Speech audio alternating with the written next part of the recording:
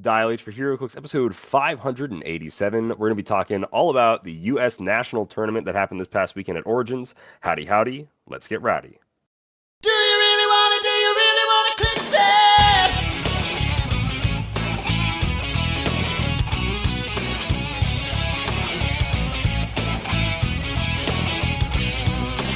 Dial H for HeroClix is brought to you by you, the viewer. If you go to patreon.com/Dial H podcast, you can go ahead and support us and everything we do over here at Dial H for HeroClix. I am your host, Calvin S. Joining me this episode, we have Bill. Pleasure as always. That's your, yep. How you doing, Bill? I can't complain. How are you? Doing pretty darn well. Like I said at the top of the show, we're going to be talking about nationals, talking about kind of the shakeup in silver and in modern. And you have the ELO, obviously, for those that don't know or unaware at home. William Derochet over here does the ELO for HeroClix. Kind of shows the overall player rankings, who is the top player right now. And obviously a major event happened in U.S. Nationals. And we get to see, who the new top players are. We have a lot of reoccurring names, and we'll kind of go through it. We'll talk like silver, and then we'll kind of go into modern, and then we'll answer some questions. But overall, I wanted Bill on the show so that we could kind of chat about we had to see the ELO first before it eventually goes live later this week for everybody to check out. Top secret. Reveal. But I mean, we will be able to talk about it tonight. Just everybody else will just have to they'll have to wait to see it with their eyes. That's like tomorrow or sometime. Anyway, Bill, you want to do a quick what made you happy this week? Oh yeah, I could do a quick one. I mean, real quick, just what made me happy has been the weather. I'm not sure what it's like, what it was like for you down in Columbus or what it has been like in Omaha, but man, the weather here has been amazing. I know that's such a basic answer, but man, when it's just like 72 and sunny with a light breeze every day in like the middle of June, I'm loving it. Love being outside, and I love when the weather's like this. So yeah, it was great. Okay, sweet. Yeah, weather's been nice here. I think I can't really complain too much. I had a cool breeze this morning. I'm a hoodie guy. I don't love wearing just t-shirts out and about. It's fine, but I like wearing a hoodie. I like being cozy, and I like when it's nice and cool. So summer is probably that's my least favorite season. And so whenever it's got a nice cool breeze, but in Columbus, it was beautiful. Actually, there were quite a few days where it was you kind of wear just a nice shirt or whatever. And it wasn't hot. It wasn't sweltering or anything, which is cool. So yeah. But we can kind of get into it. So nationals this year, WizKids had us on, had Simeon and I, and then actually my little brother also helped with coverage. And we did live streaming with commentary and then a ton of extra supplemental content. We did a lot of these short reels type TikTok vertical videos as well throughout the event, which is really fun. So that was kind of Dial H's role as we were moving in this beautiful new landscape. And it was a blast. I had a good time doing it. It was pretty different. We did commentary with also being able to see the card, which was a first for us, and it turned out pretty well. Audio is still not great. Convention center is just not great Wi-Fi, but you can still stream on it. It's just not great. It's not as good as we get at Worlds. That's just kind of the way it goes. So silver was Thursday. I should actually start by saying, Bill, were there any LEs, convention exclusives, that you were particularly enjoyed? Any of the ones that were cool? Because I wasn't gonna be there, I didn't want to go FOMO, and I didn't really pay that much close of attention to the actual LEs because I'm not gonna be able to get any of them. So if I really want to sit around and look at the stuff that I can't get, that's not very fun. Tell me what I missed. Yeah, so there was Venom Galactus. You saw that one a few times. Yeah, I've seen knew that one existed also. Yeah. So there's Venom Galactus was probably quite literally the big one, right? Yeah. After that, I guess going in order of size, there's the new Iceman in a snow globe. Sounds cool. Iceman in a snow globe was pretty cool, quite literally cool. There is Vecna. He was new. Vecna is the villain in Stranger Things. So he has a new LE. there was still the oh my gosh, what is his name? He's meta. He's broken. Eddie Munson. Eddie Munson. Ellie was there. Yeah, Eddie Munson. The Yeah, I'm aware. the Jim Hopper with the demo dog was there, and then there was the Joker Dragon was also there. I Joker Dragon want to looks cool. say that was it. He does look cool. I think he's pretty neat. You know, I don't He was really part get of any of the Dark Knight's metal. Was he Dark Knight Steel or Dark Knight's metal? I can't. Those are like so jumbled in my brain. You know. I say Steel. Dark Knight's Metal was the one with like Zala, Jor-El, and there was no Joker Dragon in that, right? No, So Dark Knight's Steel was the one with Zala. was that okay? I've got him reversed. Yeah. Okay, then he must be Dark Knight's Metal then. Dark Knight's metal is the Joker or Batman who laughs or whatever. It must be that then, because I'm not familiar with the character either way. I mean, I thought he looked cool. Also, this also explains why I can't remember any of the convention exclusive. I've actually never seen an episode of Stranger Things, so yeah, a lot of this is gonna like these characters. I don't know who they are, so yeah, I know everyone out there who's listening is like, "You've never seen Stranger Things?" I actually have not. I've been told I'm missing out, but haven't seen it. Yeah, I don't know. The first 3 seasons are my favorite. 4 was like fine, and I never watched 5, so I'm not too broken up about it. But there are some pretty cool characters, pretty fun characters in Stranger Things. My goat, Steve. Any character named Steve, I guess I just really like because Steve is the man in Stranger Things. He's the guy you're like, this guy rocks. This dude's pretty sick, you know. There has So, to have been a bad Steve at some point. I'll no, think of no it. such thing. Well, while All we're doing this Steve- recording, I will All find Steves one and are I'll tell you what cool, the bad Steve dude. is. All Steves are my boys. Steve's great. Any guy named Steve, dude? Pshaw, bro. Don't be a hater on Steve. Anyways. No. Anyways, those are the aliens. Oh, and the gray alien, of course. I want to believe. It's the reveal, the right. dilate reveal, yeah. Yeah, the dilate reveal, gray alien. And then the red dragon as well. The D&D red dragon was there. I would say probably first off, the case was pretty cool. The case that always had the cast of new HeroClix product kind of showing off. We saw the play at home kits for Thunderbolts. I'm excited for everything Thunderbolts. That's going to be, I can already tell it's going to be my set of the year. I can't wait for any Thunderbolts related stuff at all. It's going to be dope. So we got to see the play at home kit, which is going to be Cletus Cassidy and Kingpin in like prison jumpsuits. They're really rocking the orange. We saw that. We saw some D&D set boosters, which had some really cool figures on the side. We saw a lot of D&D figures as well. They had a lot on display. Things like a goblin that was a 2x2. We got to see the D&D 2x2 of like this space hamster. Some of this stuff is like, I don't even know what D&D is supposed to be about anymore. I did not think giant space hamster was in D&D. Don't really know how that's fantasy. Cool, I guess, you know. But it's like, dang, I didn't know how far D&D goes. I am quite shocked. I've played D&D with friends. I don't ever remember there being a giant space hamster, but I don't know. Maybe somebody listening. Kind of up to. I guess it's kind of up to whoever, right? It's up to the DM to be like, yeah, let's go to space. I didn't think D&D was like a we go to space type of game. I thought that was a little more like there's magic, sure, but like earthly wizards and knights and paladins and druids and such. I didn't think they were like, and let's go to space. And I'm like, how do we survive in space? I guess magic. I guess, but yeah, so kind of interesting to me, I suppose. So we got to see that. We got to see the Tavern Brawl, which has a mimic that is a giant barrel that has a brown base with wood printed flooring on it, which is really cool. That was pretty sick. The X-Men, giant size X-Men, they're all running forward. That Iconics, they pulled the figures out of there.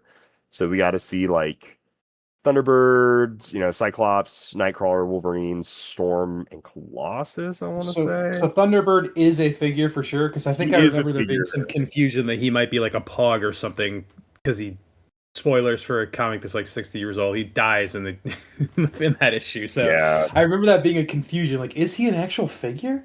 That's cool. I'm glad he's a figure. So he is. They're all like running forward, like they're jumping out of the comic is kind of their sculpts. They're all like running forward. It's pretty cool. I think it's pretty cool. I think it's pretty neat. What else? What else was on display? There was a ton of different D&D stuff. I didn't look at like all of it. I will say like on the side of the booster, we could see that like special one shots will be taped to the top of the booster. And there was like a cut like in the one shot, and that you could tell it was like a foil one shot, which is kind of cool. Makes sense. Mhm. There are no Yep. legacy cards for D&D to have unless they're gonna legacy the holder already, the Displacer Beast. That'd be Yeah. kind of Hmm. silly. Mimic. So there's gonna be like four, yeah, Mimic. Mimic gets like a legacy card already. They're gonna be legal for like still 2 more years. I guess at that point it'd be like an alternate card. But they do say one shots on the brick topper. We also see that there's going to be pack in, it looks like cardboard equipment. You could see there was gauntlets and there's like a fire sword, which I think looks cool. I like the idea of there being a fire sword. Um, Also some more use for just anybody that does anything with sword equipment is pretty cool too, right? Yep. So I'm pretty big on that. So that was some D&D stuff that we got to see. But let's talk about silver. We had 39 players registered for the US National Silver Championship. As noted on on Facebook, I think you knew this as well, Bill. It is a Jacob Bishop sandwich. Jacob I A. was aware of the oddity of that. It Yes. is really funny. Jacob A. Bishop came in 39th. Sorry to blow up your spot like that. 0-2 drop. Again, sorry to blow up your spot like that. And then Jacob Bishop came in first with his team is the Sinestro squad. So he was on stream, I want to say twice that day. It might have been more. But he's playing Sinestro, Prime Sinestro at 100. So no one can positively modify their combat values. Sinestro had both Influence and Remaker. So a little shape change. Help keep him alive. Some knockback. Then he played Doctor Doom with the Time Platform. So that way he could have some dice replacement. Hmm. And then he played John Constantine. So no prob except for John. So you cannot modify your attack. The only prob is John Constantine's prob. And then also Jacob has dice replacement on his team. And probably the big thing, no pun intended, this guy is, big, Harry Leland. Harry Leland is on the team with Emo Mod. So Emo Mod can either modify all opposing defense -1 or all opposing attack -1. And then also he has a trait, opposing characters in 4 squares modify their attack and damage -2 if they moved this turn. So you might be rocking a -3 if you charge into Harry Leland, which is pretty nuts. Right. What else? And then he also said like 50-point Kong. Kong's a hyper effective attacker, and then 10-point Daredevil with Bloodstone. So mitigating some healing. Daredevil's a great dude. The Legacy Daredevil stays alive really well, and he played this team really well. It's a lot of shutdown. It's very defensive, but then he plays it very forward, and he can kind of afford to play it forward with Kong because he does only have 1, 2, 3, 4, 5, 6. Yeah, he has 6 characters on his team, which in Silver is very little, very few. So Kong typically always got 2 actions, I want to say. Absolutely. Yeah. Congratulations on the win. Cool team. Shout out to Jacob Bishop. Really cool team. Mhm. Really cool player. I want to do another shout out to, let me double check this guy's real name. 28th, Nathan Hatzwalt. He played a team called the Thunderbolts Troop. He's playing number one. He deserves a lot of points. He's playing U.S. Agent Prime, one of my favorite figures of all time. He's playing U.S. Agent Prime from Disney Plus. Valentina Allegra de Fontaine, Spider-Man Noir at 50 points with Time Gem, which is crazy. Absolutely crazy to me. Rex Strickland with the Reality Gem, giving all his soldiers, flurry and stealth. Falcon with the Mind Gem. So now Falcon modifies attack +1, just getting in cap, some fun stuff like that. But then this is the rare Falcon that after he moves, he can just place somebody next to him. He's playing the X-Men 97 Captain America. So all his soldiers also get a +1 defense. And if any of them die, they'll get a +2, right? Yep. And then he's got Wolverine. This is the 70-point Wolverine from the Iconics. So that's really funny to me. So I really like this team. I think it's really cool. Mostly he's using US Agent. I wish he had more soldier fodder guys to die, like cheaper ones to both trigger X-Men 97 Captain America and then also help John stack up some powers. But the fact that he's using just Prime US Agent and all this stuff, this is my kind of team right here. So lot of respect. Shout out to Nathan Patswall here for running such a cool team. That's got to be my, I guess, favorite team that was played in silver. I just thought it was pretty dang cool. It's pretty sick. Do you have a team that you liked in silver? Yeah. So I'll take a shout out to Ant's team. He came in fourth, and this is a team that a lot of, not literally figure for figure what he built, but like this is a team that I heard a lot of talk about going into Silver US Nats this year. He's playing a lot of the stuff that people were just saying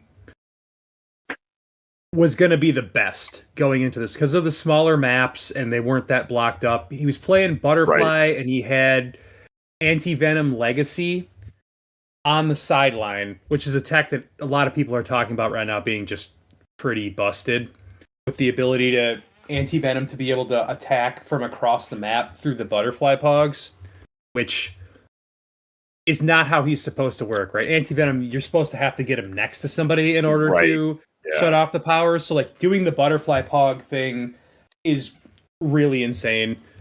Then he of course has Cable, like Prime Cable with the Universal Weapon, and he has Mr. Sinister. He's trying to get off the multiple attacks with the knockback on a small map. And he's got Black Skull, who just has his crazy, I thought it was Black Skull. He's got the Masters of Evil Black Skull. I actually thought this was exactly. He can go to Dark Phoenix or looks like Kid Thanos. Yeah. Yep. And then he's got Sakari and Iron Man. Always a good piece. Rocking the silver surfboard for the hypersonic. Mr. Oz, so you get the TK and you hurt the other person's TK, which on the smaller map very well could be the difference about whether or not they can get there, because everyone's thinking it's a small map now. When they're building, they're playtesting, they're probably just thinking, with this TKs and these perplexes, I can get there, and maybe that one single little square can be like the difference, like one or two squares can be the difference of whether or not you can get there. And then he's playing Eddie Munson, which everybody's talking about, right? Being how crazy good he is. Really, really good. And then, of course... I'm just saying, a lot of good, just hyper-efficient attackers, low-point attackers, some silver staples. Yep. Go ahead. NX Pog and a Timebreaker, right? All just really good stuff. And, he obviously did very well. Came in fourth. He's a great player. He's been doing very well this year. And he came in kind of playing what a lot of people were talking about as, the meta. You know what I mean? He came in and obviously did well. Sure. Yeah. that would do it. It's solid. It's a little less. It's a little more straightforward. And not to sound rude to Jacob Bishop, but Jacob Bishop's team is kind of a gimmick. I don't know. There's no nice way to say that, but it has a thing it's doing, right? It's trying to modify your attack down, and then you can't positively modify, right? This is just there's no real gimmick here. It's just I have a bunch of dudes that hit really hard, and they're all cheap, efficient attackers, right? Butterfly can turn into Jubilee, Major Logan potentially, and then Anti-Venom, right? A lot of good stuff. And then just Black Skull. Black Skull is honestly no slouch himself. He's actually a really decent attacker himself. But he can always drop the symbiote and he can give that to somebody else as soon as he switches into somebody. So if Black Skull switches to Dark Phoenix, we'll just say, because probably, right? Who is his brute? Does he have a brute on this team? Is Mr. Sinister a brute? No. I actually don't think he has a brute. Sackman isn't. Is Anti-Venom a brute? Maybe it's Anti-Venom. No, he's not a brute. No, yeah. So I guess Dark Phoenix isn't moving anyone? That's a good question. I guess we'd have to hear why he had Dark Phoenix on there. Dark Phoenix is still a fine Master of Evil to go into, but I feel unless you have someone to really move with her, I don't know why. Well, you know what? I guess that's why Ant is such a high level player and he didn't come in fourth at Silver Dance. What can I say? ELO is much better than mine. That's what I'll say. That's what I'll say. Yeah. But no, very solid team. Obviously, very good. Did very well.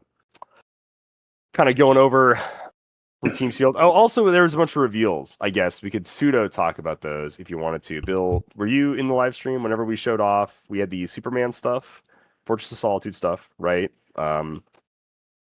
Phantom Zone Projector It was and Father's Day weekend, Bottle so City of like it Candor. was it Okay, was a little tough for me to be in there as much as I would like to, depending on what day it was, right? So yeah.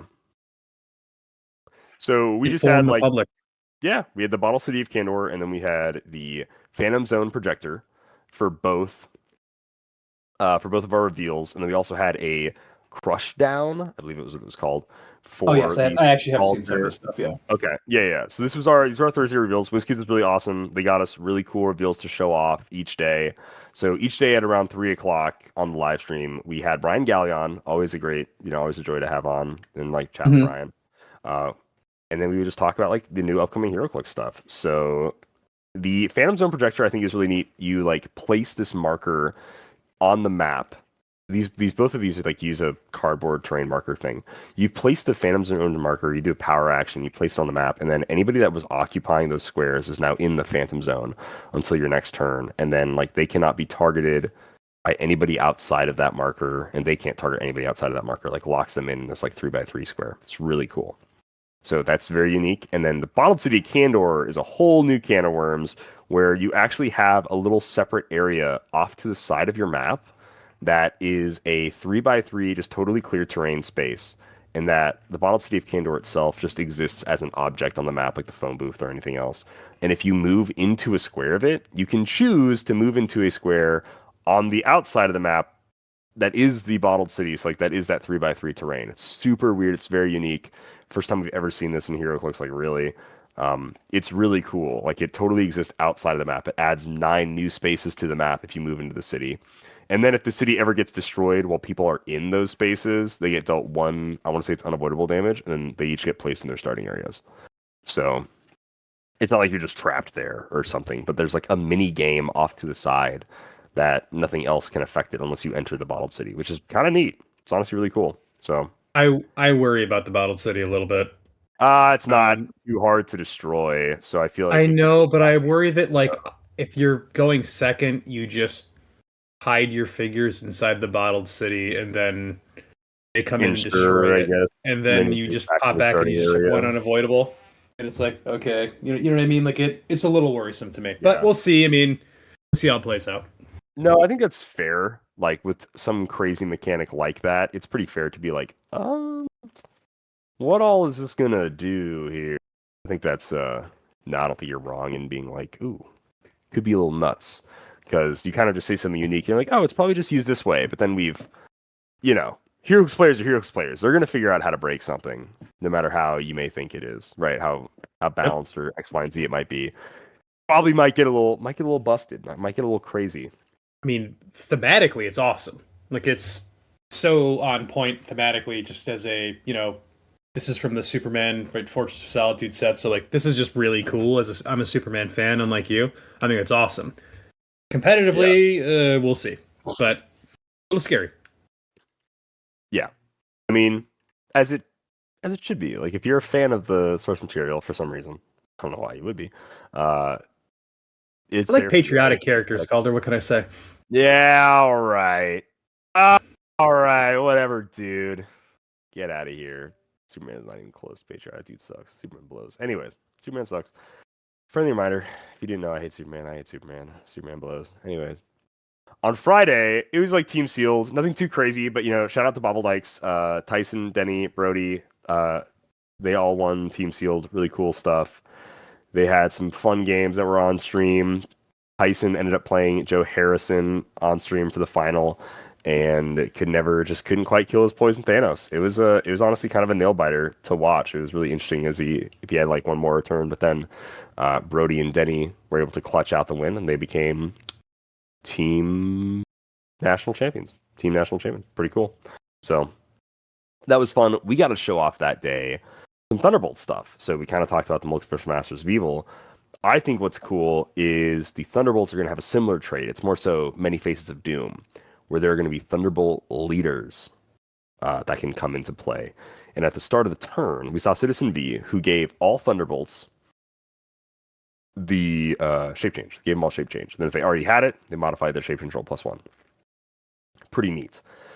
The other ability that trait gave was at the beginning of the game, you can choose another character of the same point value that has a Thunderbolts leader trait, and you can swap this one out for it. So it's like Many Faces of Doom, where it's at the start of the game, you switch them out versus like just shifting focus, like the Multiversal Masters. And then it looks like they'll all give some kind of bonus to characters with the Thunderbolts keyword, i.e., like Citizen B giving all of them shape change. Really, really, really cool. So I'm very much looking forward to that. We also saw Contessa Valentina, who turns into like the LMD version of her, which is kind of neat. So that's really cool. And then we also saw a Trapster who messes with trap terrain markers and can just power action bring in a trap terrain marker, which is really cool as well. So Justice for Paste Pot Pete.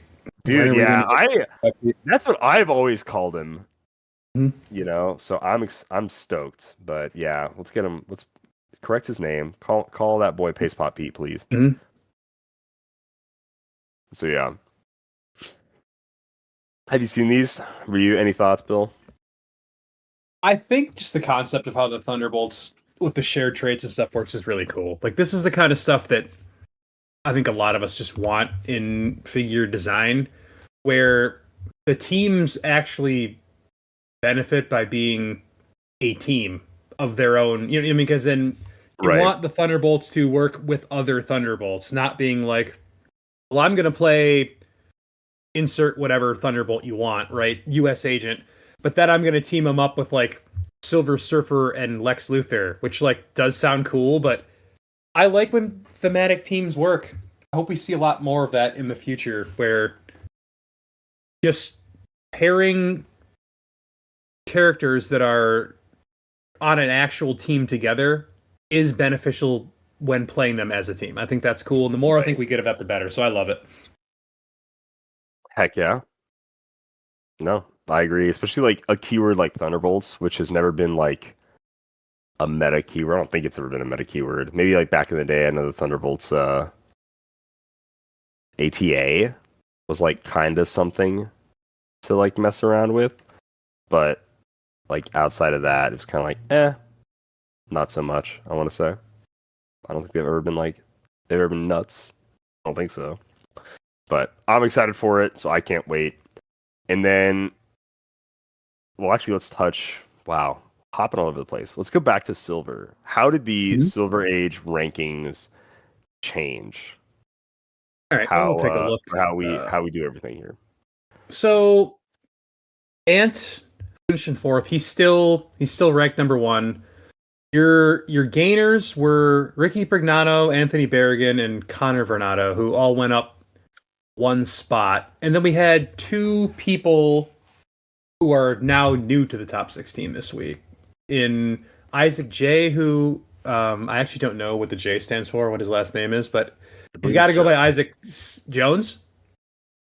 I'll have to double check. I feel bad if it's not, but yeah. He does need to have a qualifier, right? To not confuse himself with this other Isaac that some people might have heard of, who also plays HeroClix. You might know. And then and Jacob Bishop, who won the whole thing and got himself up into the top 16 too. So where was Jacob Bishop at before he won this? Like, how far did he climb? I guess. Like, it says new, but the rest of them say like jumped 4 or like went down 3. Yeah, just new just means you just weren't in the top 16. I will look right now. Let's see. Okay, sweet. Where was he before this week? Jacob Bishop was. So I'm gonna have to actually Control F this. Control F. Jacob Bishop. He was number 35 before this, so he jumped from 35 to 16.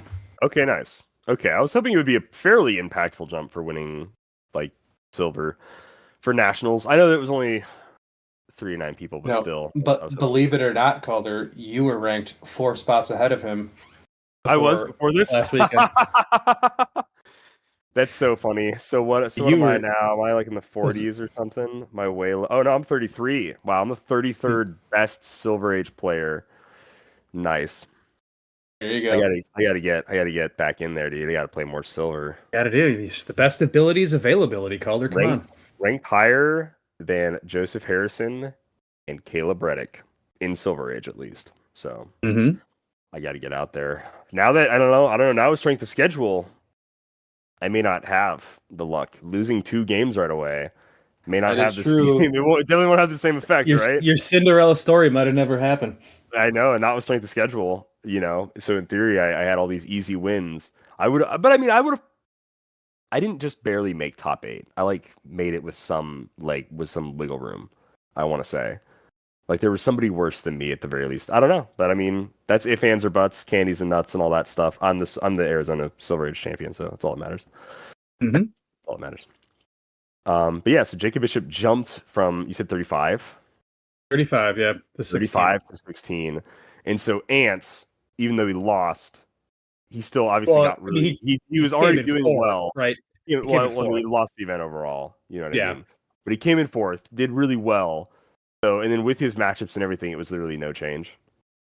Nope. I mean, his ELO went up, not down. If you come in 4th, you obviously won more games than you lost, and you probably beat some pretty good players. So yeah, I mean, he didn't go down. I mean, it's just he's played a lot more games, right? Let's see, how many games does it say they've played? Jacob Bishop has played 14 games, and Ant has played 38. So of silver, in actual competitive events, right? Not just practices and local stuff. But, random. Yeah, so it's he's played a lot more games. You play a lot more games and you win a lot more games, you're gonna be ranked higher.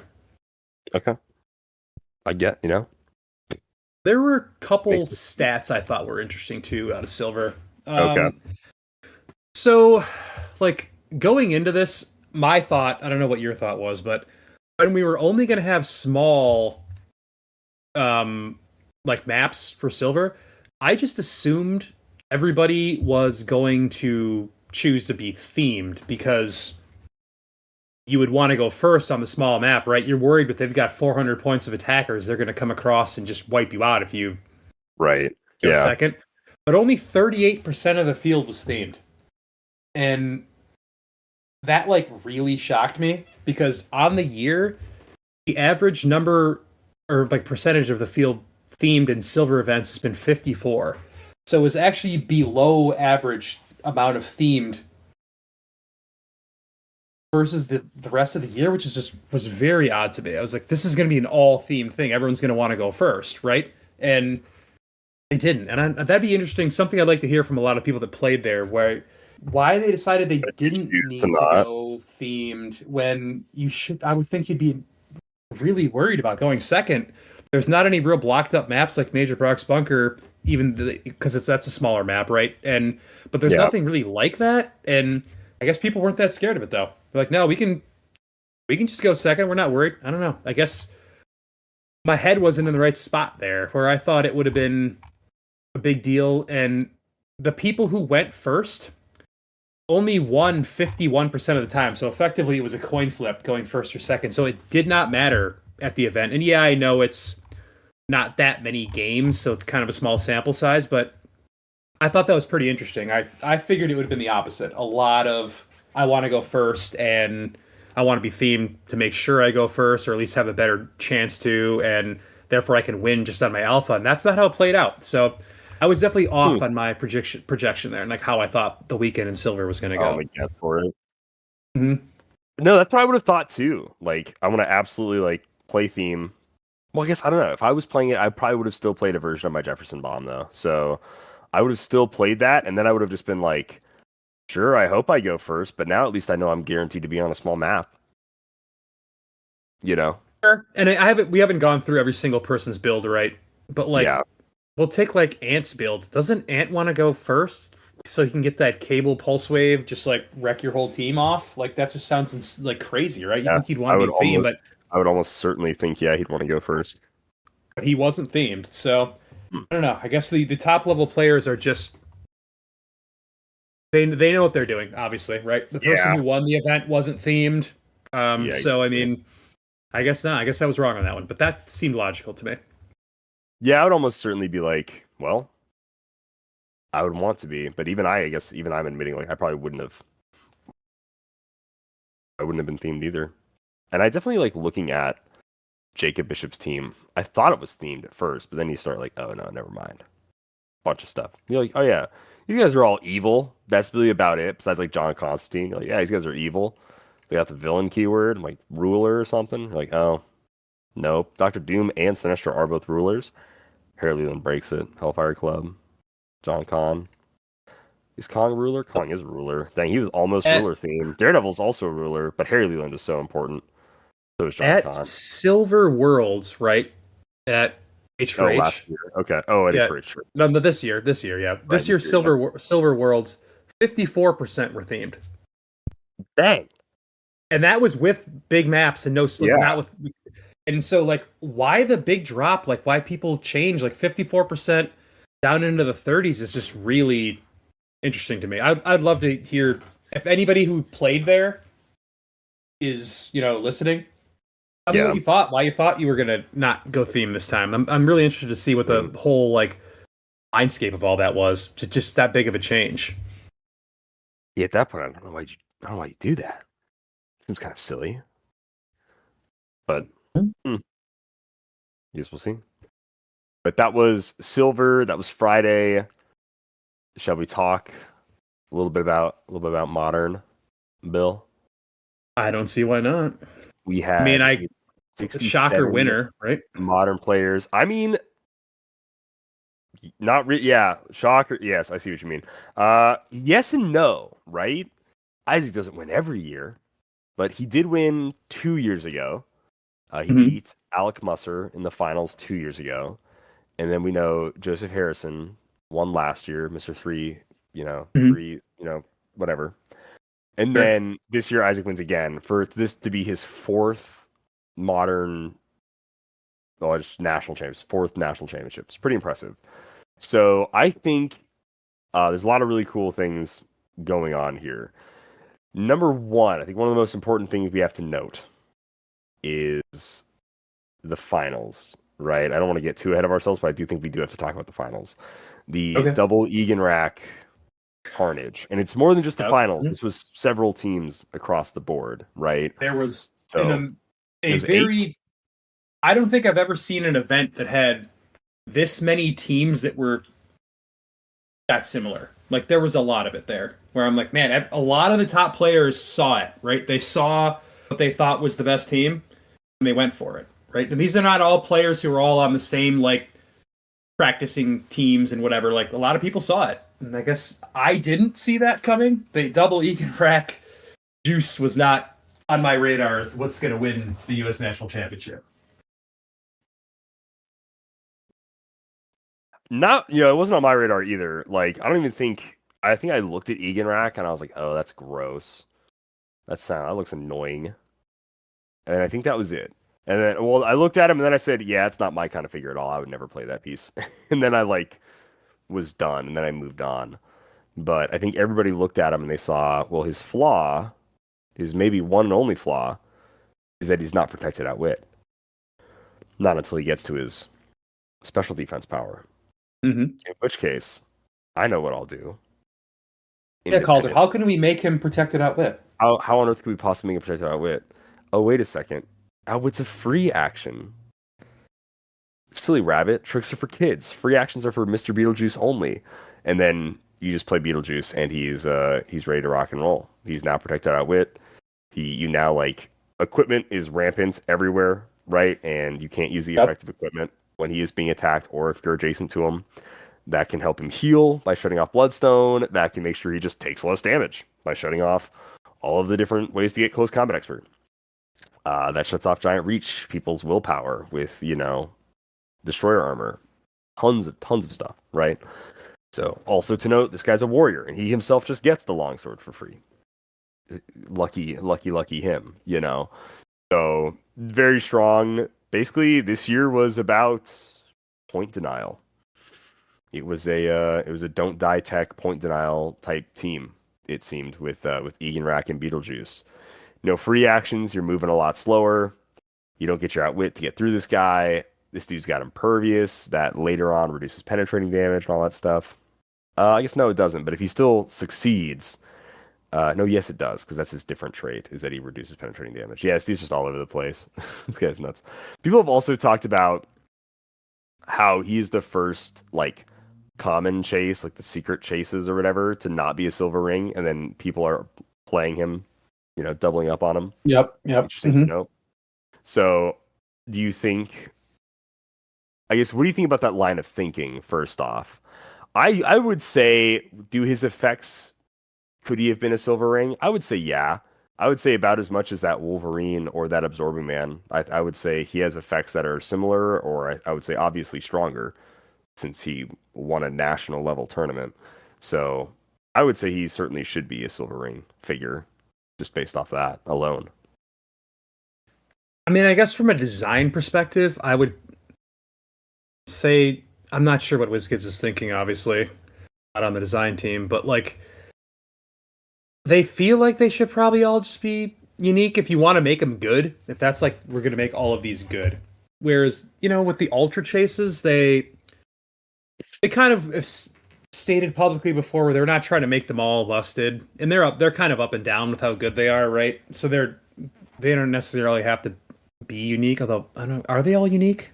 Recently, at least All they the have been, right? conversations have been, yeah. So I think it's literally just that Wolverine and then Absorbing Man, right? There wasn't one in Lanceman Legacy, I don't think. I don't think there was. No, there wasn't. And so, yeah, it would all just be those two, and they were both unique, and then just Egan I Rack, mean, and it's just not. I guess how we're looking at it now, it probably would have been better if he was unique, right? I mean, if this many people played him doubles, yeah. What would fill the hole, right? I mean, we'd have to look at the teams. Let's look at some teams, then we can come up with that, right? Do you want to just look at the winning team, or we want to pick our favorite teams first? Let's talk about our favorite teams. Yeah. So, do you have a favorite team in Modern that you want to shout out at all? I might steal your team. Is that going to make you mad if I steal your team? Oh, you can go ahead. We haven't talked about this ahead of time. Okay. I like Stephen Clark's team. You son of a gun. Okay, yeah. That's fine. Did I steal your team? You did, but yeah, I'll talk about something else. I obviously also like Stephen Clark's team. Yeah, go ahead. you talk about Stephen Clark's team because it's more fitting that you do. I'll pick something different. I mean, there were several teams that utilized Captain America a lot, like in many different versions of him. I'm very gracious for that. But Stephen Clark, obviously, I got to give dude, shout out to Stephen Clark. Low key, he's probably my personal fellowship winner of the weekend for me. This dude's just baller, dude. He's got a great attitude. He's always plays something cool and fun. And then he brought me a four pack of White Monster. So, oh, okay, he's a man after your own heart. Man after my own heart. He's the guy, dude. So he's playing. This is called Galactus Gang. This is actually, I want to say, I believe, right? I want to say, HeroClix headquarters was one of the first people to play a team like this, where it fills the arena. But Stephen Kerr is playing the 80 believe point so. Michael Nelson, card. Yeah, I think I remember him doing this. Michael Nelson. I want to say Lucas Landis did. Oh no, maybe I'm thinking Lucas Landis. Yeah, maybe. I think Lucas Landis was one of the first people to play it. At least he played this at Worlds, and it looked pretty new when he played it. So I think he did. But anyways, he's playing the Legacy Card Galactus at 80 points, right, at low. And the idea is he fills in the arena. So he's playing the Kill Team Captain America with Mjolnir, obviously. I have a hard time not giving him Mjolnir. I feel naked when I, for some reason, play a game and he doesn't have it. Yep. I'm just so used to him having Giant Reach 3, it feels odd. He's also, and he's goated for this one, he's playing the Captain America on the Pegasus with the Venom's axe, which is very unique. So the way Venom's axe works, he doesn't actually get to choose another hit character and they don't get a defense power and then they take damage. That's not how it works, sadly. Well, probably good that it doesn't work that way. Because they have to be a target of the attack, not just getting dealt damage, right? Because I don't know. Choose an opposing character just to the hit target, to the hit character. That character also becomes a hit target of the attack. Captain America says when Captain America targets a single character. Well, I guess he's not targeting him. Yeah, he's not targeting him. He just becomes a hit target. Okay, yes. So it doesn't work. That is correct. And that is how I believe he played it and how it was ruled. But he's got Cap Pegasus, GOAT, obviously. Cap in the arena, GOAT, obviously. He's filling up the arena with Galactus. And then this is a really cool use of Green Man. Green Man he's obviously using he can buff up Galactus, right? Enhancement, outwit. Galactus has an 11 range. He can give him all these bonuses. Adjacent friendly characters modify range +1, but he also gives out that they ignore elevated for line of fire. And what's cool that Steven told me he was doing was that it works with close attacks too.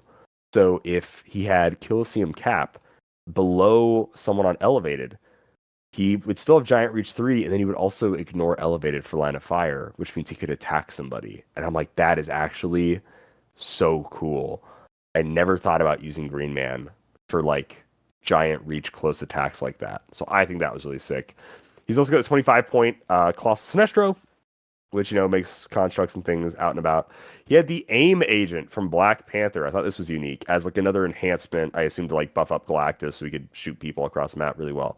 But also a unique modifier. Adjacent friendly characters modify attack +1 when attacking one or more characters that are equipped or holding terrain markers. For the most part, that is just giving you a +1 attack and damage. So that's really cool with the aim agent. I like that a lot. The aim agent also gets the Cosmic Cube for free, which is really funny. So potential prob, or all these other cool free effects, which is actually really neat. And then Fenix Pog, Lucas PJ Scott. But yeah, I think a really sick team. He's filling up the arena. He can like shoot you across the map with Galactus. And then everybody, obviously, if you try to attack into them, you'd be a -2 attack and damage. And you don't get any arena bonus. And then he gets to safely sit in the arena. You've got to, for the most part, come to him because he's got Galactus shooting you across the map. And now I'm just ready to strike with my Captain Americas or whoever else once you get within my like kill box lethal range. Question, because I don't know, because it was previewed at Nationals and you were there and I wasn't.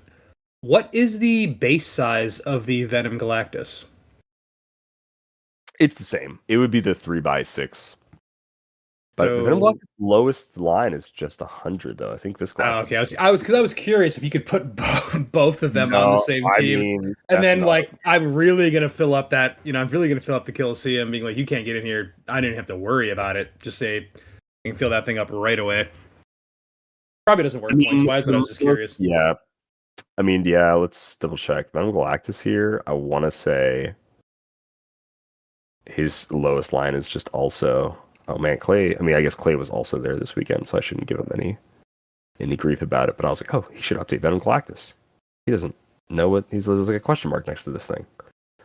Or maybe he already did, and it's like not that. But yeah, anyways, Venom Galactus at its lowest is like 100 points. So there is no cheaper Galactus. No cheaper big base figure than that one right there.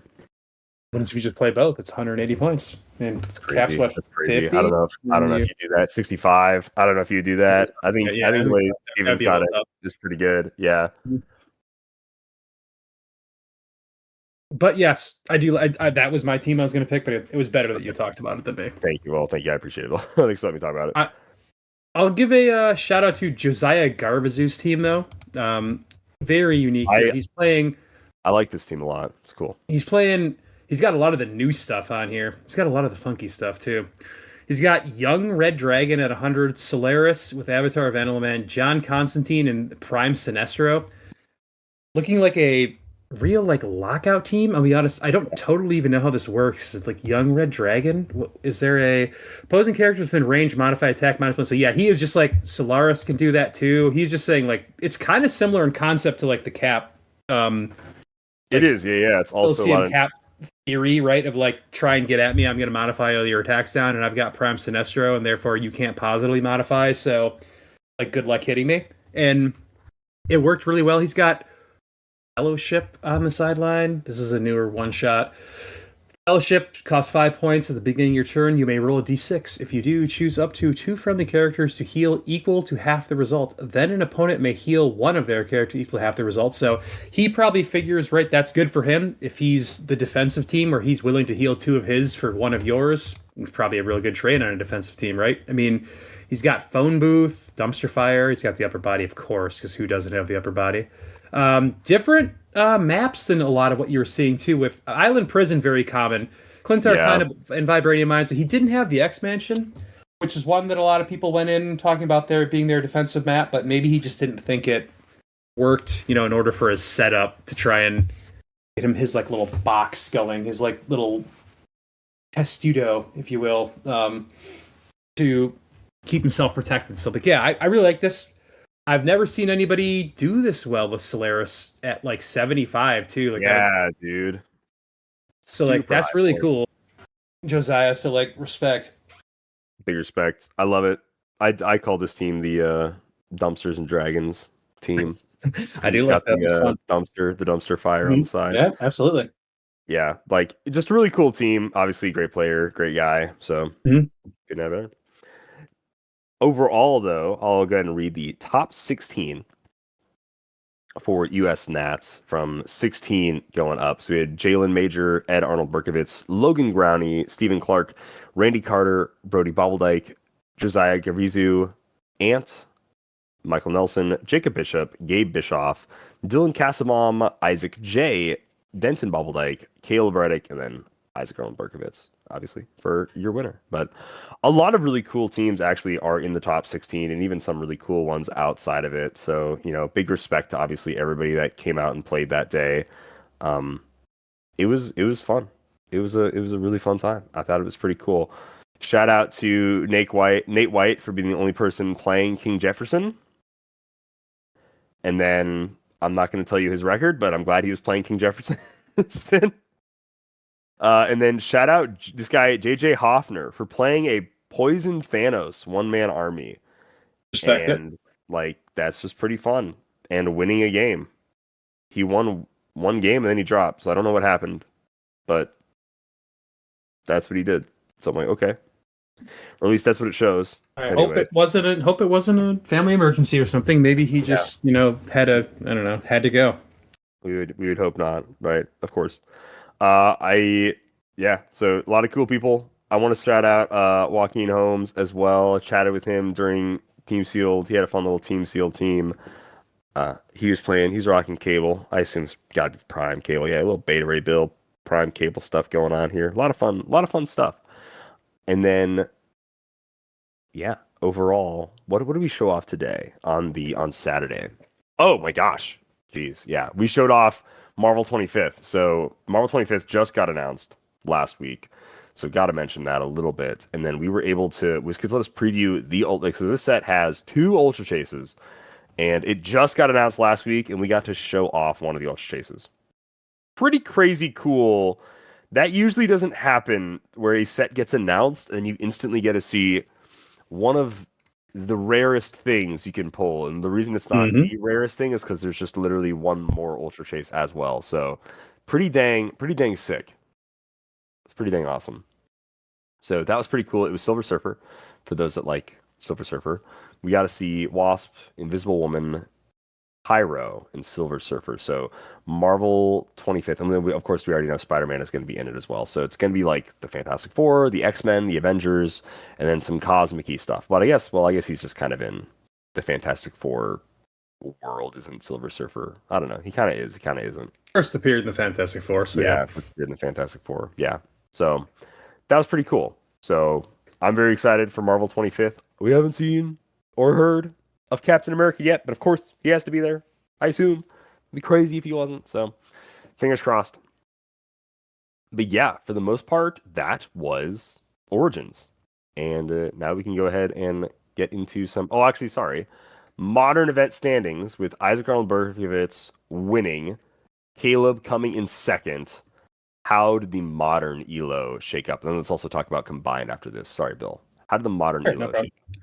So, Azareth and Ant both stayed 1-2. Isaac jumped 3 spots up to third. Jacob Bishop went up 1 into fourth, and Joe Harrison managed to hold on to a top 5 spot. And we had our one new arrival was Caleb Reddick. He is now ranked 12th. Let's see where he was ranked before. Caleb was ranked before this. Caleb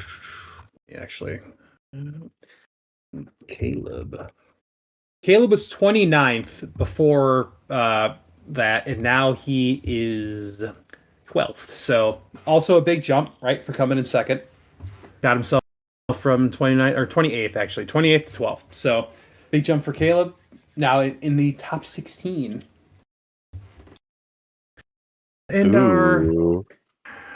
actually, I will say one thing too.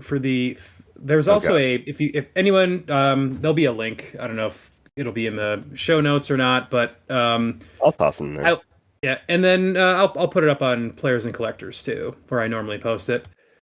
Isaac did actually go back up to first all time in 300 modern as well with his Oh win yeah. in he actually was second before this weekend to Azareth. Now, it should be noted all time is only since I've been doing this, which is Right. A about few. a year and a half ish before HC units started.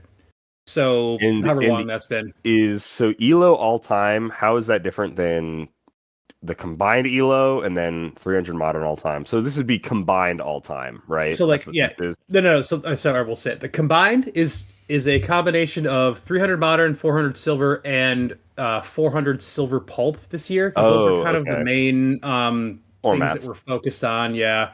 Then 300 modern is just 300 modern, 400 silver, 400 silver pulp. The ELO all time is a combination of all of that from all the different years, right? So it's it's been about 3.5 years worth of stuff.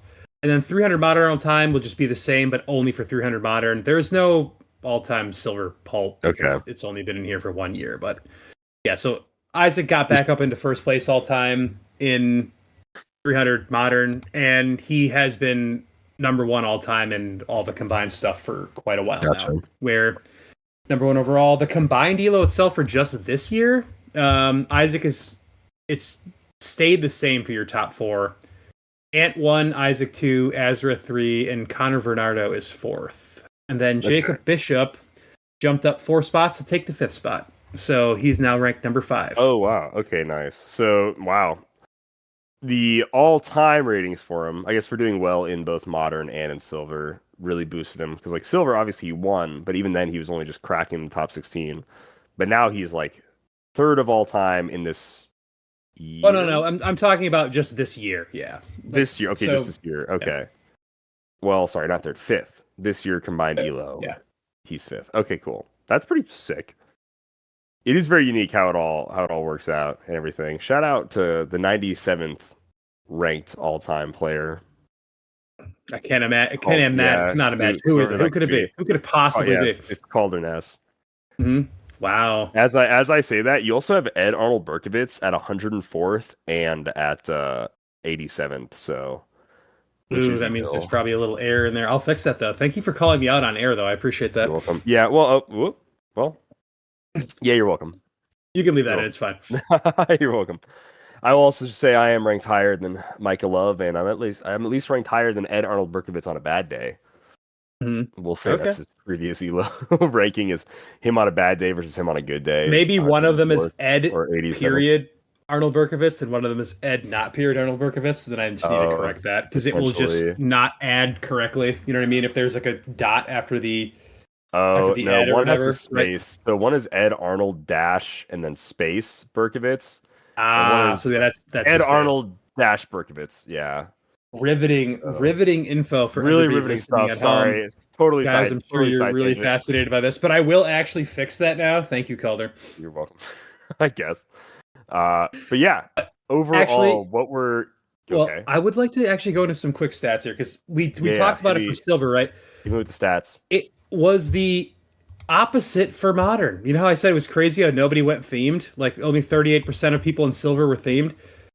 Yeah. So 57% of people in modern were themed, right?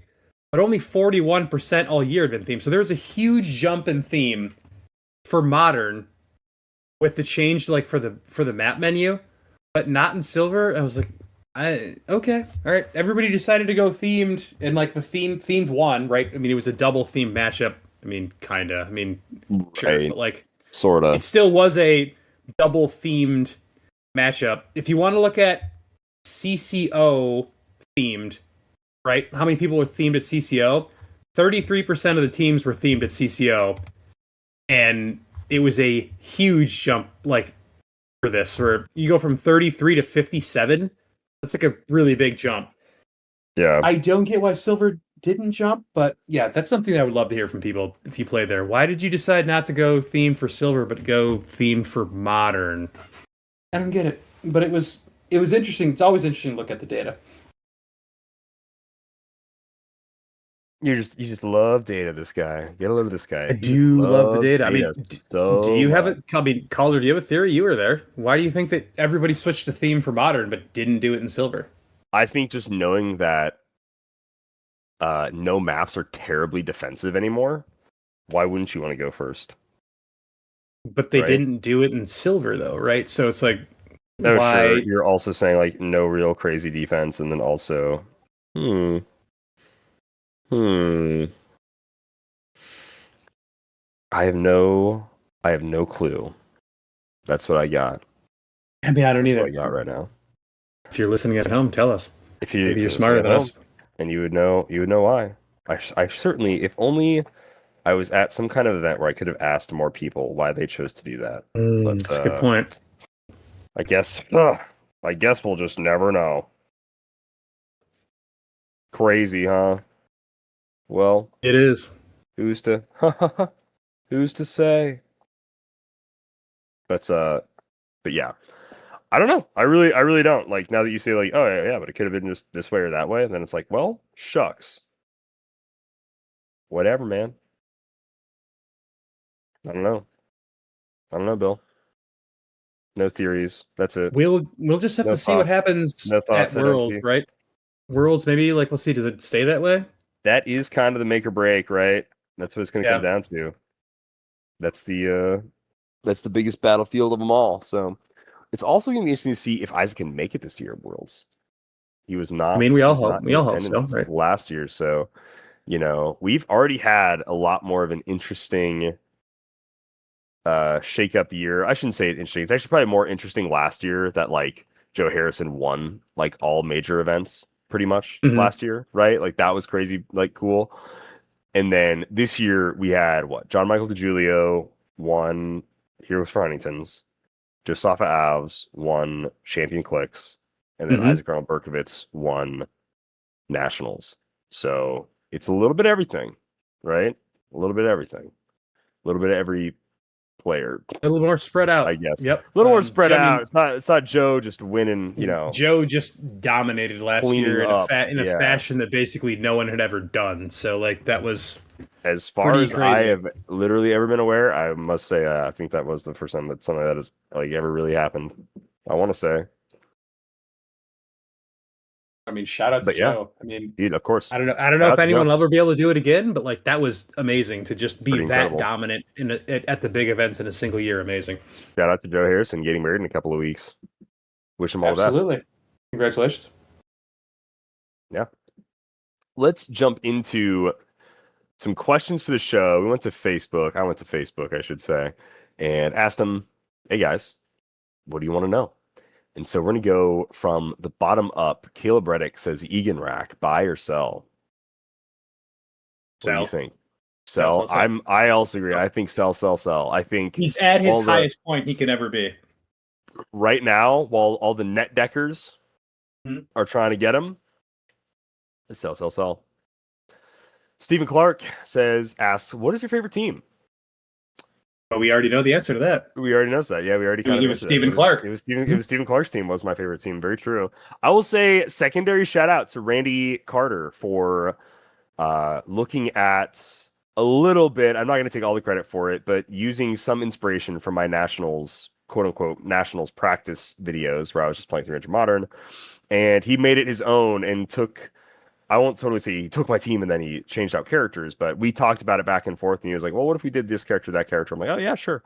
And I was against him putting Superstore on it as opposed to Flash Raptor. I thought Flash Raptor, that's my guy more so than Why would you Superstore. ever be opposed to Super Sore? I can't even Well, imagine. for this one, it was more than just the one reason. So like, yes, Superstore could, Okay. in theory, get one more attack off, but I guess to me, I put more stake in the fact that Flash Raptor is a speedster, right? And then can like do a lot of extra unavoidable damage thanks to Black Flash. So to me, I was being more so all in on the past speedster stuff. And he was like, well, I would rather get like one more attack off on Superstore. And obviously it did really roll for him. So shout out to Randy Carter for that. Ed Arnold Berkovitz asks, Did you do anything non-clicks at Origins? I did a lot of non-click stuff at Origins, actually. Probably my biggest non-HeroClix related highlight of the weekend. There's kind of two, but I want to shout out this game, Food Gods, by Casey Anderson, who was there. This is a local Ohioan, I don't know what they call themselves. I think Ohioan artist. And he is a tattoo artist that has started to make this card game. It's like a TCG, really a little more just card game than it is a trading card game because it doesn't have a ton of booster packs. He had some there, but it's more so built for like starter decks in mind. And it's using these characters that he has made like comic books of and stuff, just his own. And as far as I can tell, it's really just like him and maybe one other of his buddies, like that was working the booth one time. But it's for the most part, it's really just this guy is gung ho about his own intellectual property, his own game that he's making called Food Gods, where you are anthropomorphic food people fighting. It's really cool. There are beanie knights where they're like in knight armor, but they're like hot dogs. There is his kind of main characters is like Wafflecus and Baconius, which is like a bacon Spartan warrior, like a waffle kind of old timey warrior character. Really cool stuff. Really fun game. Alec and I, when we were at Nationals last year doing coverage, we found the game and we played the heck out of it in the hotel room.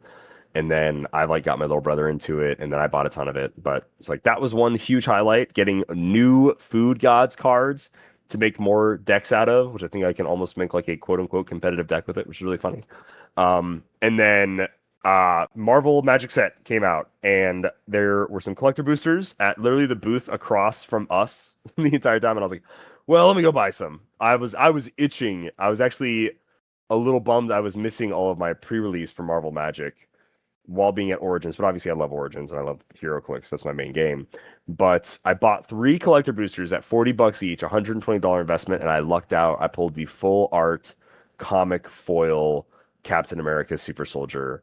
It's the cover of Mad Bomb is what it is. That's his card art, which I love. Mad Bomb, goated classic storyline, Jack Kirby art, Stanley story, I believe. Mad Bomb's dope. And that's like a $200 something card when I opened it at the time of opening it. So $40 for each pack, $120 investment. Got to rip some cool packs.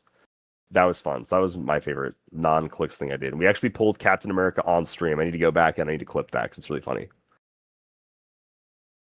That's awesome. David, sorry, go ahead. No, I was just gonna say, Ed was asking. I did a lot of non HeroClix stuff during Origins weekend. Believe it or not, I bet you did, Bill. I hung out with my family for Father's Day. It was great. It was very non HeroClix, but it was on Origins weekend, so it's fine. He questioned, I answered. True. And I have to go fix his name now. Yes, you do. Get rid of that space. Mm-hmm. And next we have David Clement asked, did you get a chance to walk the convention floor? If you did, was there anything you were excited to see or learn about? Yeah, I guess what I said already, but then I would say there's one other booth that I went to. So if you guys know me, you know, Captain America fan. Typically, if a game doesn't have Captain America in it, I'm usually pretty disinterested, especially if it has Marvel characters, but then it doesn't have Captain America. There's a game called Unmatched that I played with my buddy and his wife earlier this year, and Unmatched was actually really fun. But in the past, I had never given it the time of day because I was like, how are you going to have Black Widow, Black Panther, Doctor Strange, She-Hulk, all these characters, but you're not going to have Iron Man, Thor, and Captain America? What the heck? Or even like, I don't even like Spider-Man, but you're not going to have normal Spider-Man in it? Huh? So I was always very off-put by that, and so I never bought it. I saw it first at Gen Con, which means I would have seen it at least 3 or 4 years ago. And I was like, I'm never going to buy this game. It doesn't have Captain America. Why would I buy it? Why would I play it? That's silly. It doesn't make any sense to me, you know? And then I told somebody this and I said, you know, actually, I like never gave your game the chance because it didn't have my favorite character in it. And that always bothered me because you had other Marvel characters. And he was an artist for the game. He did like the box art and stuff, right? The hand-drawn characters they do. And he said, well, the reason for that is, and I assume I'm allowed to say this, Captain America, Iron Man, and Thor cost more money than Black Panther, Winter Soldier, and Black Widow. And I'm like, oh, fair enough. So for them to like use these characters in their game to like license it out, he was like, it's cheaper to do their sidekicks or like the more B Avengers than like the A Avengers, apparently. And so that is why. And I said, well, will you ever do them? And he said, probably not. I'm like, oh, okay, never mind. Never mind. But Unmatched is a really fun game. It is like simplified HeroClix game where you only play one character and then they have a deck. And it's the cards you draw from that deck is like the actions you can take in your turn. But everybody only plays one character, but sometimes a character will have like bystanders that are like literally one hit KO little pieces that you would also control on your turn with your character. So it's kind of neat. Unmatched is pretty fun.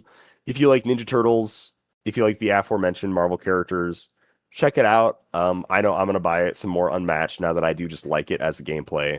But that was a fun little interaction on the floor. Denny Bobbledyke asks, which game was the most exciting to watch on stream and why? Bill, was there a favorite game that you watched on stream that you thought was exciting? I mean, obviously the championship game from 300 Modern is the one. Was that exciting? I mean, it was exciting in the fact that it was who was going to be the champion. I mean, was the mirror match aspect of a slow playing, not slow playing, but like a point denial type team exciting? No, but at the end of the day, isn't who's going to end up being the U.S. national champion kind of the most exciting game? Interesting. Hey, if you say so, brah. I mean, it I always wanted will to know be. who's going to be U.S. national champion. It always will be, right? For sure. We had like, two great players. We had Caleb Reddick and finals, Isaac Arnold. They were. I shouldn't have said it like that. They were absolutely like great players. I agree. But it was I will say this, it was at least a bash fest. They could have totally played back, but they both played very forward. And it was like, who's going to miss their attack roll and their D6 rolls? And it like, I guess in a way every game is that, but it was truly like, we have like basically the same characters. Let's get in and just bash. And that was kind of fun actually. So I did actually enjoy it. My personal favorite game to watch, that was probably,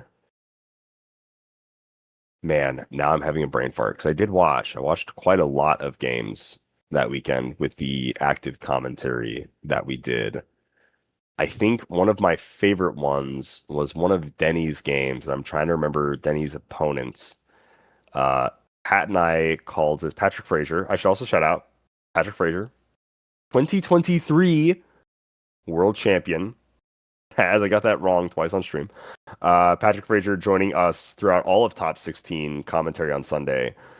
What a guy. What a blast. Had a really fun time. Super enjoyed it. He was also there doing learn to plays all weekend. Can you imagine you're just getting into a game and you go, oh, dang, the guy who's teaching me how to play this game is like a world champion.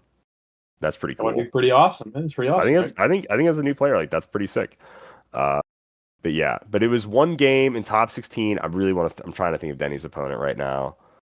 Oh my goodness, because it was Logan Growney. Oh yeah, Logan Growney versus Denny. How dare I? I'm so sorry, Logan.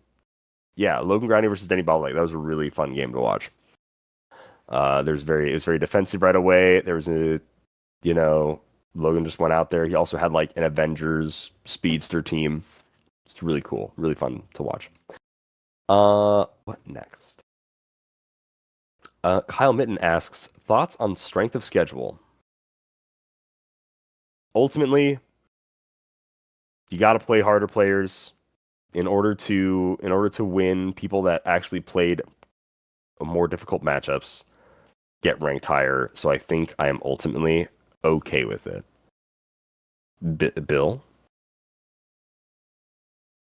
I think overall it is better. I know we all love the Cinderella story of some guy winning like some championship that's silver in like a desert state somewhere. He comes back from like 02. I mean, it's always like very, like story, like fairy tale, like whatever. That's we all like that. But at the end of the day, I'm not going to get too deep into the commentary, but some stuff we all know about has gone on in the community where I think we just have to do this now. And for the integrity of the game, it's a good thing. And beating the higher quality opponent should mean something at the end of the day, right? If you're beating the guys who did really well and their person's beating the people who didn't do that well, I don't know. There's always going to be people who are going to complain about something, but this isn't the end of the world. If you win your games, you make cut. Yeah. That's never going to change. So just have a good enough record and you make cut. Facts. Alex Stephen Bell says, "Are you going to open that booster?" This is in reference to my mic every day changed, and my mic on day 3 was a D&D booster. Technically, that booster was already open. That booster was opened by Brian Galley. The cool D&D figures were taken out of it, and then I was given the cool cardboard box to be my mic stand. So sadly, we do not get any crazy fun D&D stuff coming up soon. Isaac Jones asked, yes, it was Isaac Jones, because this is him. This is the guy. Isaac Jones, also I want to say, Isaac, if you are listening to this, you dodged, I don't know if it was my terrible timing or what, probably more so me. You dodged the top 16 picture. I don't know why we couldn't find you for top 16 modern picture, and then also the top 4 picture. I was like, dang, where'd he go? It was obviously after he and Denny had lost their game for top 4, but I'm like, oh, I can't find Isaac anywhere. He's split, man. He's gone. So I do apologize for not getting you in both of those pictures. I don't know why I couldn't find you or what it was, but there's a lot of hectic stuff going on. But he asked, Egan Rack errata coming or not? I would honestly say, yeah. WizKids has no interest in errataing Beetlejuice to the, I would suppose, dismay to many. As you know, I do even after all of this, and I argued with many a folk at the events, and I'm sure people will also be upset at me for saying this. I do still think Beetlejuice is a necessary evil. He's just super evil. Like super freaking evil, right? So I would say, at least in this point, if you told me who do you think would get an errata, Egan Rack or Beetlejuice, I would say it's Egan Rack. I mean, if you're telling me which one's going to get one, I'd say Egan Rack, but I don't think either of them will. Oh, you don't think Egan Rack? No, I think they'll just let it ride for Worlds. Beetlejuice will rotate, and then that'll be that. Does Beetlejuice rotate this World? Yeah. Oh, does he? He's going to, right? Yeah. Hope so. I guess, yeah. I don't know. Next up, Click Sharks says, does the hat maketh the man, or does the man maketh the hat? The man maketh the hat. Quite literally, men make hats. I mean, hats for sure. But definitely, you have to be the guy to wear a hat like that. Not many people can pull off a hat, especially a cowboy hat. For instance, like both of our mutual friend Ian Eggleston, he can't pull off a fitted cap. He's tried. He always has to go snapback. If he's listening, he knows. He can hear me. Dang, savage. He always wears a snapback. He's like, ooh, I just can't pull off a fitted cap. I, on the other hand, big fitted cap guy. Yep, big fitted cap guy. You heard me, Ian. Where are you? You are a big fitted cap guy. You're also flat. All those are also flat bill hats, aren't they? I don't go all the way flat brim. You know what I mean? They're not like right angle flat. They're like a little curved. Okay. But I don't like the really you curve them like a boomerang kind of thing. Just curve them a little bit. Okay. Shout out to us. Tell us how you curve your brims. Shout it out. Let me know. I have a lot of flat bill hats that aren't fitted. I think I have one fitted hat. I don't like the flat bill, but it seems the coolest hats get a flat bill. I've noticed they just start that way. You can just curve it if you want. I don't know, but then they have a design on them that I really don't want to curve, and it makes them look weird. I don't know. One of my favorite hats, and I got this in Las Vegas, so I know it was more so a mistake than on purpose, is this Captain America hat, which has an embroidered Captain America shield on it, right? But then the picture of Captain America that's on it is Bucky Cap, which anytime I see Bucky as Captain America on something, I almost always just assume they just Googled a picture of Captain America, thought that one looked cool, and they went with it. And they probably don't know that that's actually James Barnes and not Steve Rogers, right? Normal Captain America. I almost feel like that's usually the case. But anyways. ClickSharks also says, I agree with the strength of schedule question. Not tried anything like that in the UK before. Is intriguing. It seems to have its ups and downs. Personally, he says he prefers points. Considering everything in the game comes down to points. We already talked about strength of schedule. I agree on our point of the strength of schedule. He also asks, also, I love the coverage. What do you think of the almost identical top two teams? Well, going into the events, I had no knowledge of like a team like that would get played and be that, and it was interesting. And then it was just also the top. So They made the right decision, right? they They made the played right one and choice. two, Yeah. so I mean, it was the right decision. Clearly, if the top is this basically the same two teams, that must mean it's very, very, very strong, right? But also played by very, very, very good players. Shout out Caleb and Isaac. Edward K asks, "Is HeroClix overall in a good place? Do you see another 25 years?" So this is like two-part question.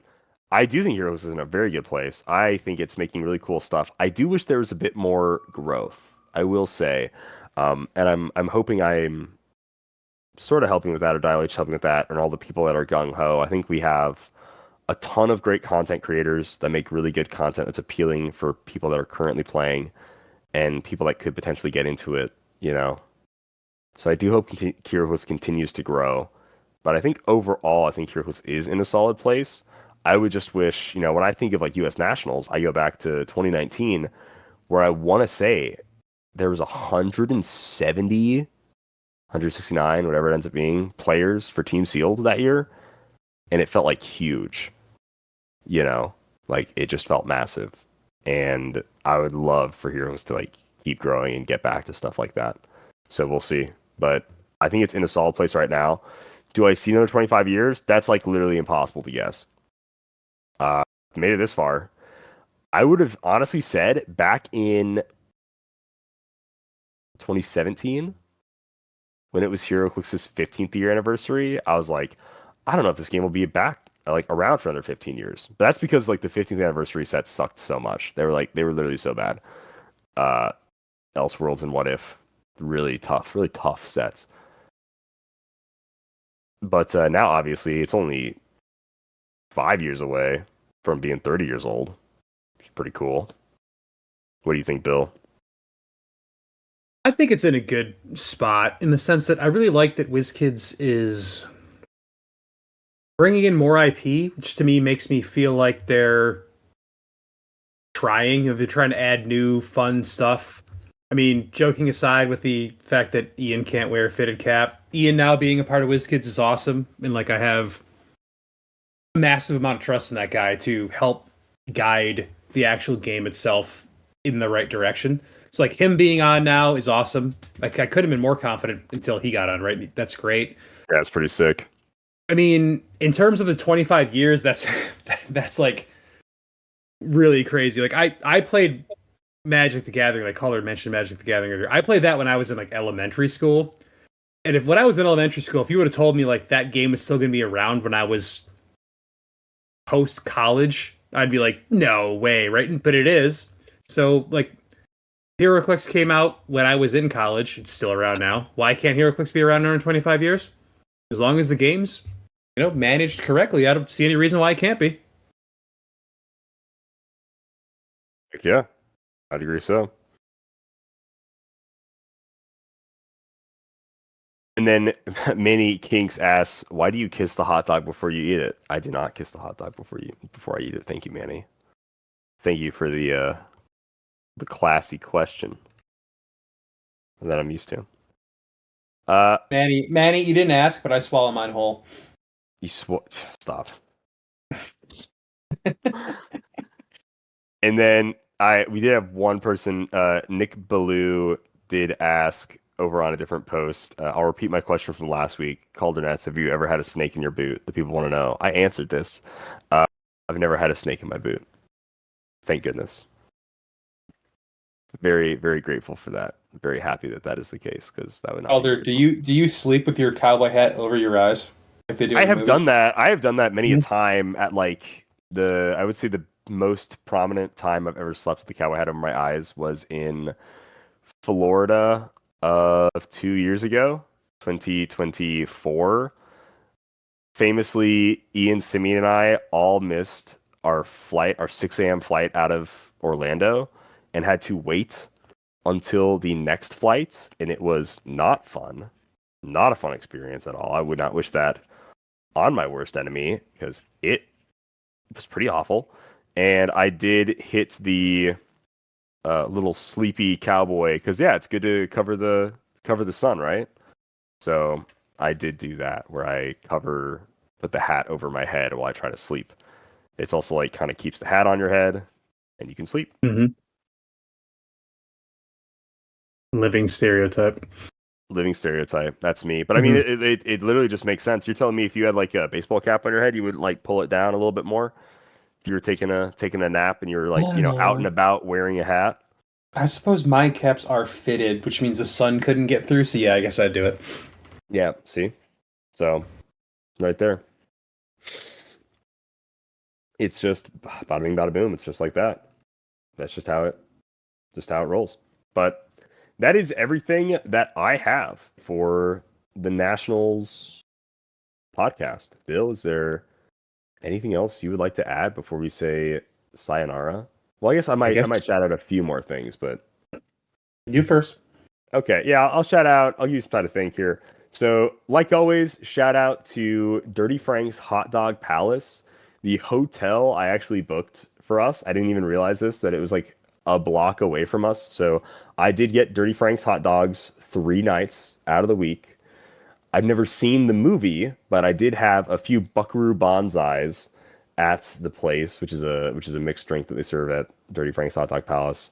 I would shout out and I would say the Cowgirl Carmen is one of my favorite hot dogs. I know, stereotype. But so was the West Side Best Side hot dog. It used this kind of spicier cheese sauce that was very good. And any of their bacon wrapped hot dogs are also delicious.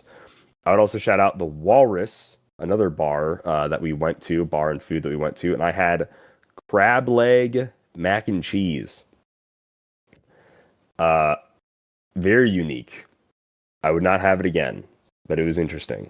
It was very crab with mac and cheese did not quite mix the way you may have thought it would mix. It didn't taste good. Crab was kind of weird. And then what else do I want to shout out or add? Obviously, anybody that was there at the event, you probably got to like meet and see my little brother. I want to shout out all the HeroClix players for being like nice and relatively chill towards my doppelganger. So that was really cool. I was really happy to have Bridger help out. Who else do I want to shout out? Obviously, shout out for Simeon Bruce. Simeon Bruce may not be full-time Dial H, but he shows up when it counts at Worlds and at Nats, so I always appreciate the help there.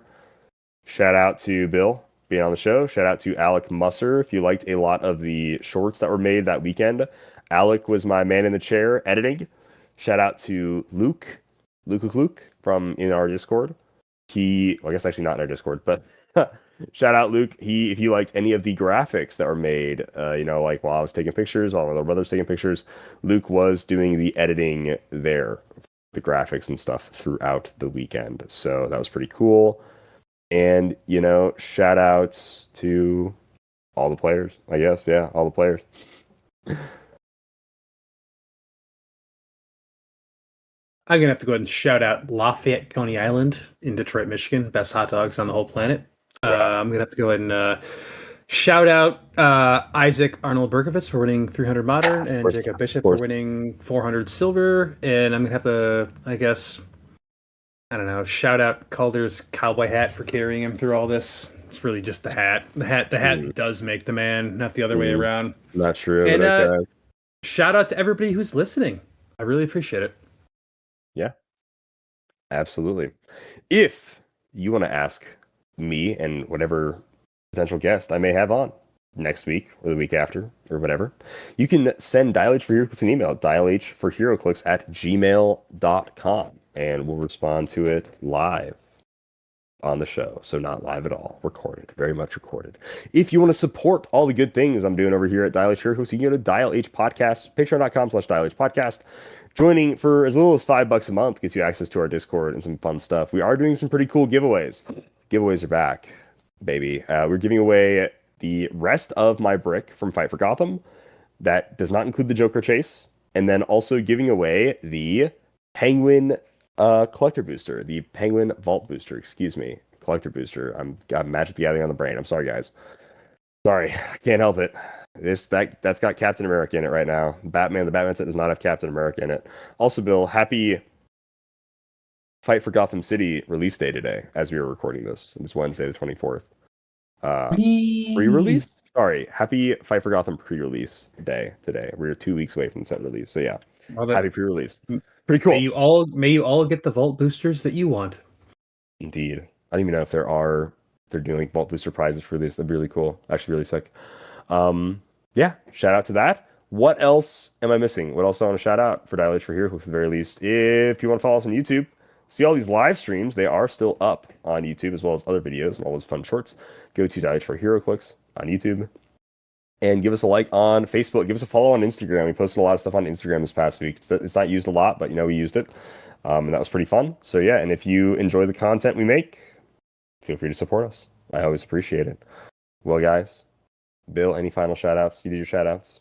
You're good? Happy trails. Happy trails. Yippee-yay, there'll be no wedding bells for today. 'Cause I got spurs that jingle, jangle, jingle. Jingle, jangle. As I go riding merrily along. Jingle, jangle. And they sing, oh, ain't you glad you're single? Jingle, jangle. And that song ain't so very far from wrong. Jingle, jangle. Oh, Lily Bell, oh, Lily Bell, oh, Lily Bell, oh, Lily Bell. Though I may have done some fooling, this is why I never fell. 'Cause I got spurs that jingle, jangle, jingle. Jingle, jangle. As I go riding merrily along. Jingle, jangle.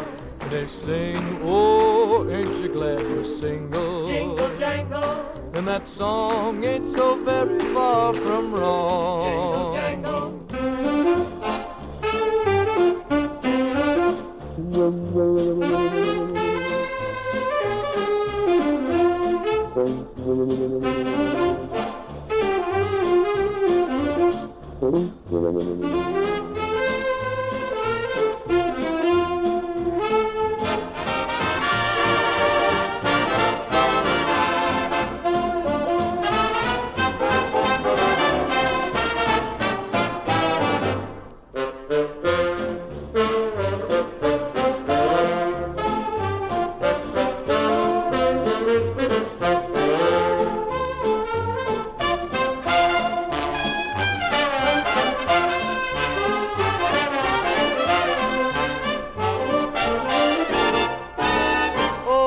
got spurs that jingle, jangle, I got spurs that jingle, jangle, jingle. As I go riding merrily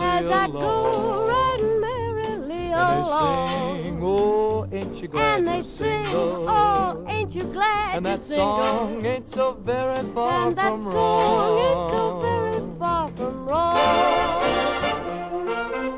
Oh, Lily Bell, oh, Lily Bell, though I may have done some fooling, this is why I never fell. 'Cause I got spurs that jingle, jangle, I got spurs that jingle, jangle, as I jingle. go riding merrily As I along. go riding merrily And they along. sing, oh, ain't you glad And they you're sing, single? oh, ain't you glad And you're that single? song ain't so very far And that from song wrong. ain't Ain't so very far from wrong.